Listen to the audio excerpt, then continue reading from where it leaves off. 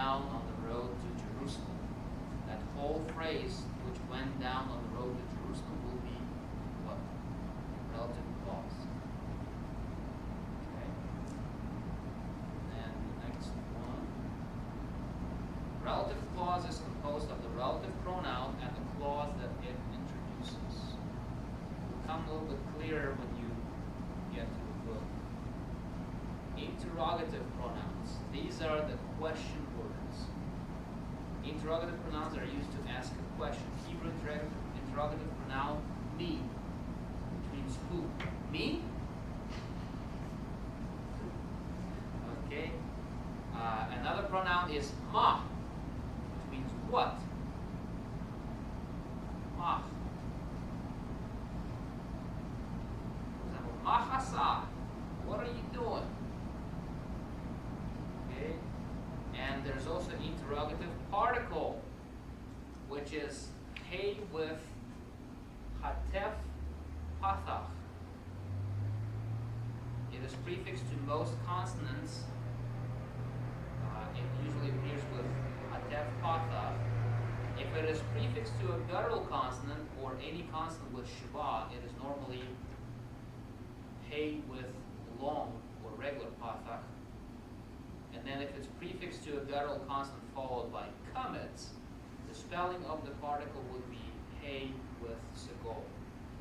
We can actually check it on our chart as well. So we learned these two interrogative pronouns, me, which means who, and ma, which is what. You'll have to memorize them as well. And for example, the question that will include these will be such as the ones on the screen. Mach Shemo.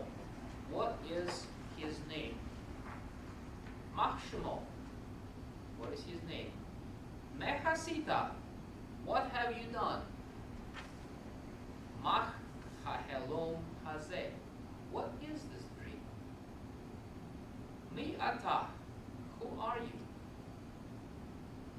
Miha ish hazeh. Who is that man or this man? Miha anashim ha'alech. Who are these men? These are good questions for you to notice, maybe for regular, conversations. If you want to start one that will never end, or okay, so that's how the interrogative pronouns are used. You see, they're always appearing in the beginning of the sentence. Usual Hebrew sentence has such a structure where verb is always in the first place, noun on the second place, and adjective or pronouns are either before or after the nouns. But when we encounter interrogative sentences, you won't be able to see a question mark at the end of it, but by looking at the first word and recognize that it is not a verb, but rather something else, you'll be able to say this is a question sentence. Therefore, it has to be read with a question in mind. And you will see these interrogative words. Plus, there's something else which is called interrogative particle, ha. It usually is prefixed to a first word of the sentence, as you can see here. For example, we see a normal sentence, Shalach hamelech et hanavi. The king sent the prophet. Shalach means to send. And then, Hashalach hamelech et hanavi. See, you cannot have verb with a definite article, right? And shalach is a verb. The only definite article could be in front of the noun. That's the way you distinguish that this hey with hatef pathach is not a definite article. It is interrogative marked, which means it introduces the question in a sentence. Okay? So if you see this in front of the regular verb, that means that this is the beginning of the question. And we already discovered that it could be spelled differently depending on before what kind of a consonant it appears. Before most, it will be simply with hatef pathach, as you can see here. before gutturals, it would be with patha, or any consonant with shava, it will also be with patha. And then the third instance, before gutturals with kamets, it will appear with sago, to correspond to a vocalization of the language and rules of propriety in phonetics. Okay, that is pretty much it on the interrogative pronouns and particles. Any questions on this chapter? No questions? What was the difference between the demonstrative adjective and the demonstrative pronoun? Demonstrative adjective would state what? Pronoun will say it's he or she, right? Adjective will say that man, that woman.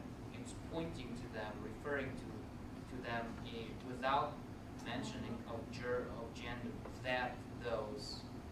That is the only difference. It could be same spelling, but this is the difference. Adjective always either attributes something, in this case attributes, oh, that man. It's almost like an adjective. That one. There's apparently some kind of backside store. Oh, it's that guy. Okay, now I know. Okay, yeah. He's bold and ugly or whatever, funny, and so on. Okay, any other questions? No questions, all right. Stop. Yeah, I want to find. Welcome to lecture number 9. We will be studying in this lesson Hebrew pronominal suffixes.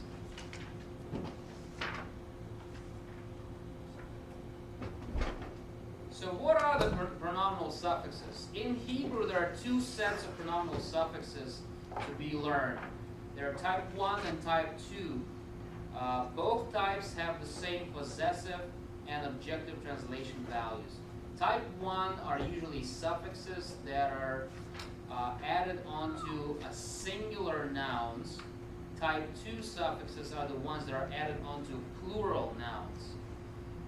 They usually are distinguished from the type 1 by having an extra yod in the suffix form. Most of the pronominal suffixes have either possessive or objective values. What is a possessive value? Let's say we'll say he, she, it. It's a neutral pronoun, right?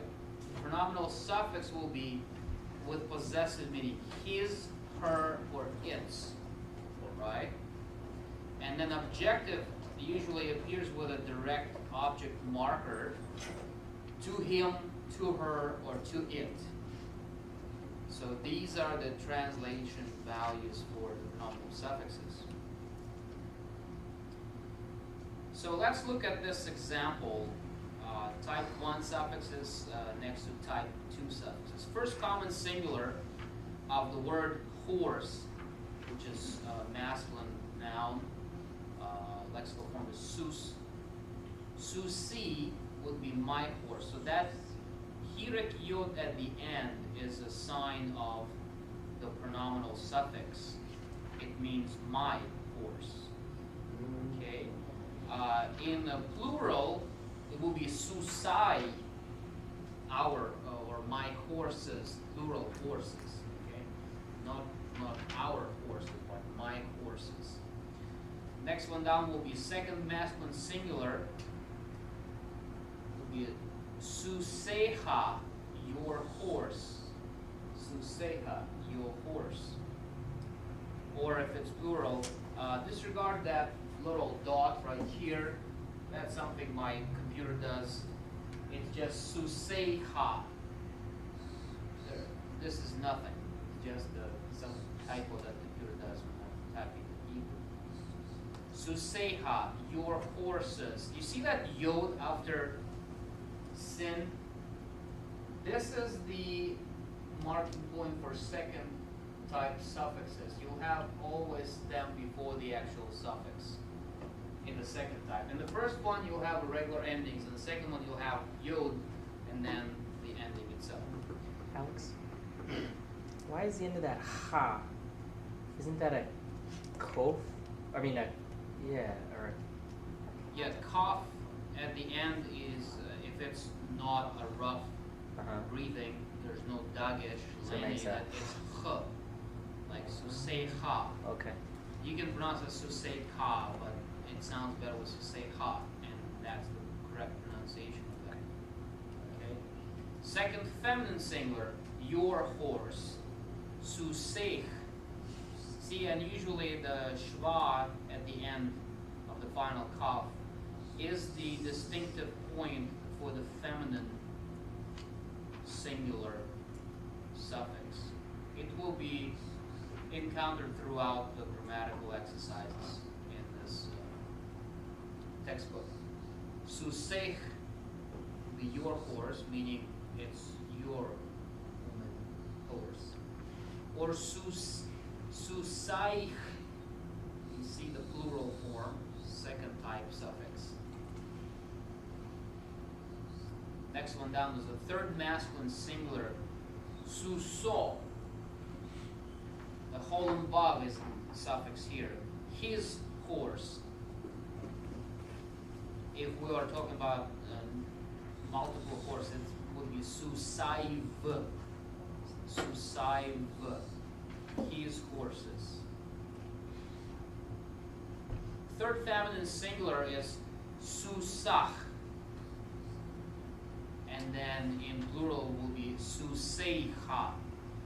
Do you see this little dot here in the hey, the third feminine singular? Is this a dagesh forte or dagesh lene?